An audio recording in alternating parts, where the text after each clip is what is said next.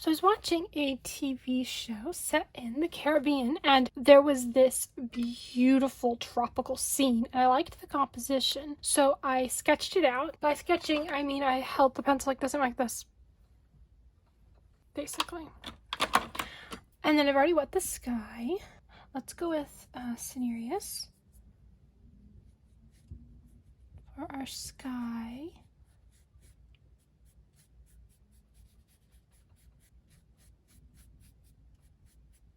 I kind of move the dark part of the color when I initially put the color down over here as we go, working around the white space to create some clouds.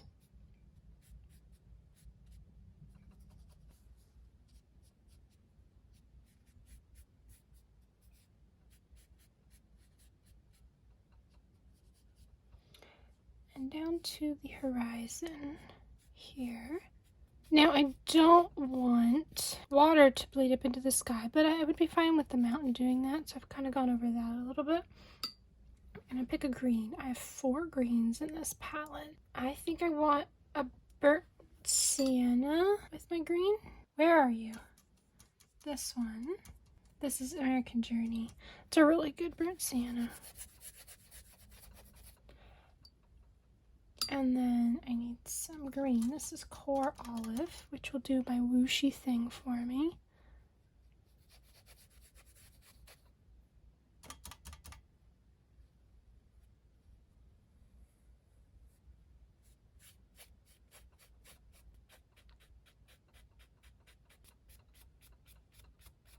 Just kind of mixing on paper. Mixing on paper is much easier for wrist strength issues. And now I want a brighter green. Let's get extra water off of the brush. This is Da Vinci Olive. Are you still filming? Okay. It didn't pick up as much as I wanted, so I'm going to add some water on there.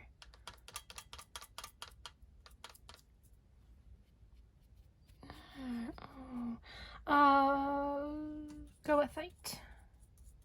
Goethite's a very textury one.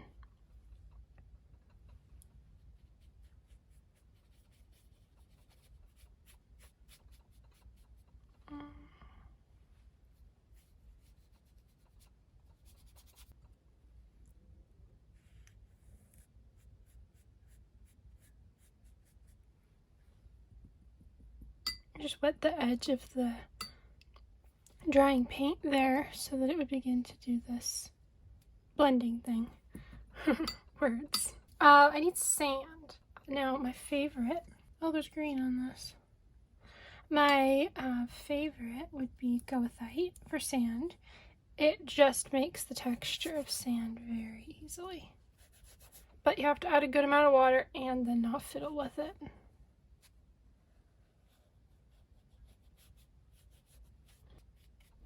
I'm trying to keep these strokes horizontal.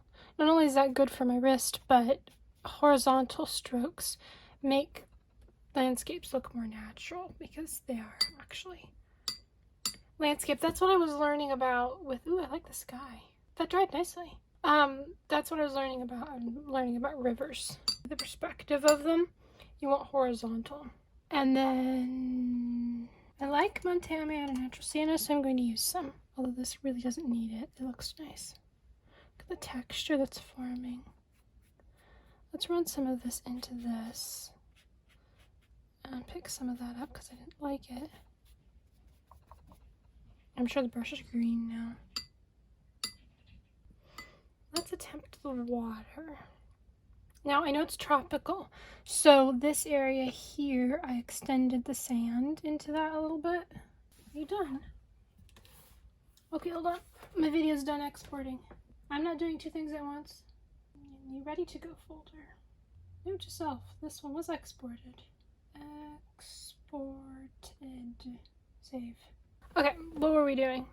Tropical water. My favorite color for tropical water is ultramarine turquoise. Ultramarine turquoise is made with ultramarine, PB29, and phthalo green, PG7. So if you have a phthalo green and an ultramarine, you can just mix them and get this color. But I like having the convenience mix. Oh, I like turquoise. Don't tell anyone, but I just got a turquoise tin. I'm in the middle of making a video on it, so you'll see that eventually. Or you'll see that, and then this will come out. I don't really know. You know, it depends on how long it takes to actually make things. And then horizons should be straight. I learned that from photography. If you watch photographers reviewing other photographers' work, and you watch them like reviewing ocean pictures, that's the #1 thing. Straighten your horizon. Why is your horizon not straight? Straighten your horizon. I got that drilled into me. I kind of like the way that turned out. I guess we'll just go with that. I'm trying really hard to leave white space, but it's really hard. I like putting paint everywhere.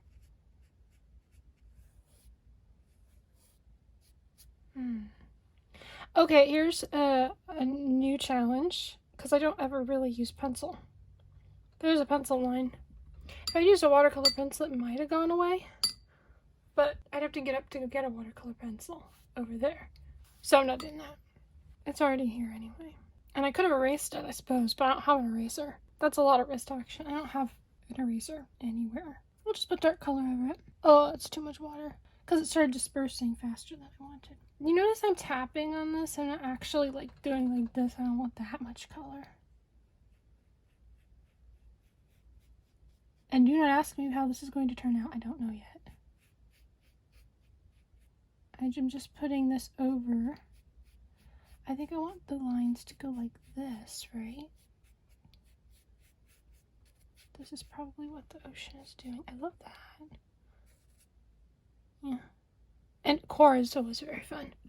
I have 7 core colors. Core, if you're wondering if I'm saying C-O-R-E, core, I'm not. It's Core is the brand name.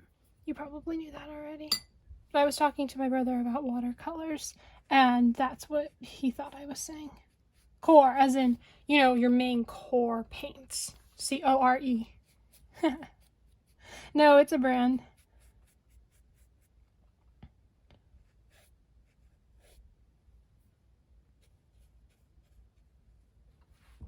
Ooh. I kind of like that. I kind of like that too. That's a very fun composition. This needs dark. Like if you squint or if you turn the photo black and white, this part is dark. Like that line is dark and that's a nice line. But otherwise, everything else is compositionally flat. There's no lightness and darkness to this. I still need to work on this though. I hope this isn't too much water.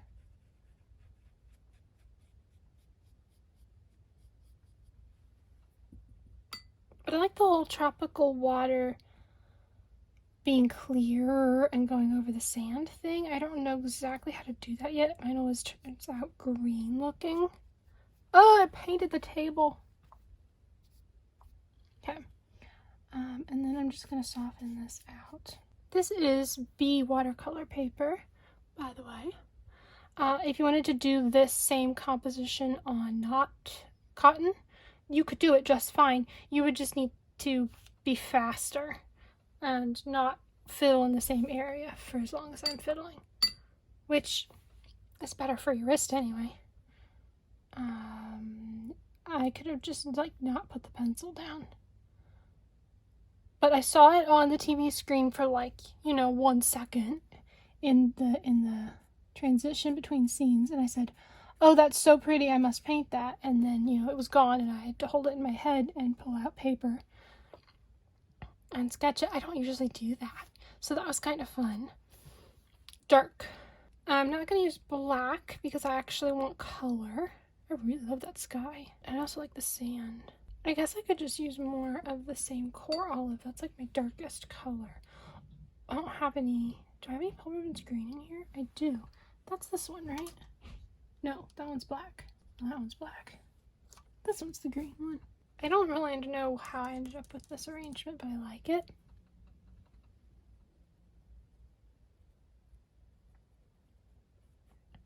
To just kind of darken that. Interesting to see how that dries. It's a very granulating color because this is phthalo green mixed with Mars Black. Mars Black is a very granulating color. So if you had a PBK 11 or Mars Black in something, you could just mix it with your phthalo green. That looks very tree-like, which is nice, but this needs some softening. Ooh, I like that. My brush picked up some of that, and now it's there. I'm super good at teaching. The brush picked up that paint, and then it kind of ended up over there. Let's do that. Yeah. I don't know. Put the paint on the paper and then see what happens, and then work with that. Whatever your thing has made, work with whatever. I'm contemplating. Are we done? More dark paint. I'm moving my fingers like this, by the way. I'm not actually moving my wrist. Oh, I'm splattering the painting. I should not be demonstrating. I'm sorry, you have to leave now. I need to go back to painting. I am demonstrating and splattering my painting. I'm kidding. I'm happy to have you. It's a weird process to try to like verbalize what you're doing as you're doing it. Ooh, I like that. This kind of curved line. That's a nice curved line. That creates a mirror curve. I don't know what to do about this. Do we just keep going? Well, that didn't work. That does not look good. It's so hard to get phthalo green out of your brush. Dry the brush. Just kind of faded into oblivion over here. That was fun. I actually ended up with a really interesting composition.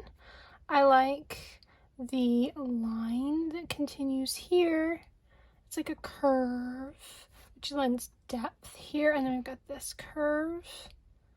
I like that you can see a bit of sand over here.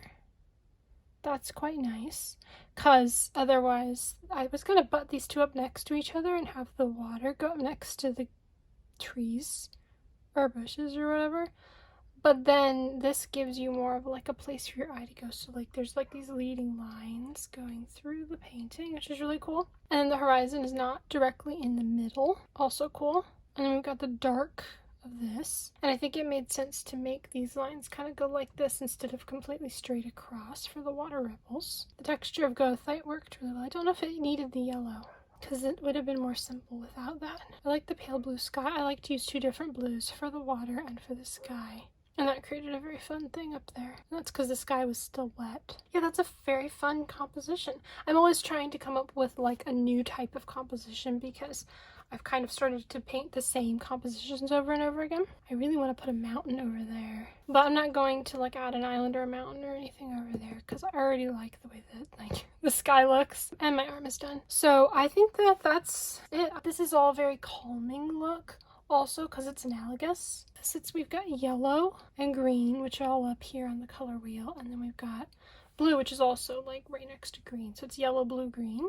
So it's all very kind of calming. I like that together. I hope you had fun watching this. Thank you so much for watching, hanging out with me while I painted this. I will see you in the next video.